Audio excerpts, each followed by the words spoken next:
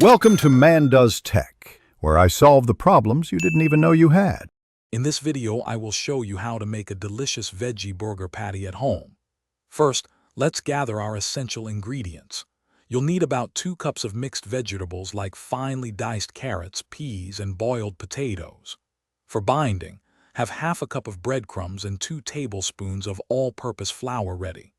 Don't forget your favorite spices, perhaps 1 teaspoon each of cumin and coriander powder, and a pinch of chili for a kick. A food processor will make prep much easier.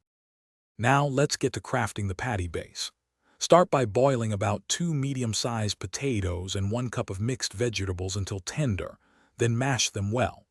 In a separate pan, sauté 1 small chopped onion and 2 cloves of minced garlic until golden brown. Add these aromatics to your mashed vegetables, along with the breadcrumbs, flour, and spices. Mix everything thoroughly until you have a firm, cohesive mixture that holds its shape easily. This is crucial for a perfect patty. With your mixture ready, it's time to form and cook those delicious patties. Divide the mixture into 4 to 6 equal portions, depending on your desired burger size. Gently shape each portion into a round, flat patty, aiming for about 1 inch in thickness. Heat 2 tablespoons of your preferred cooking oil in a non-stick pan over medium heat. Carefully place the patties in the hot pan and cook them for approximately 3 to 4 minutes on each side, until they are beautifully golden brown and crispy. Congratulations, you've made your very own homemade veggie burger patties. Now for the best part, serving them up. Place your warm, crispy patty on a toasted burger bun.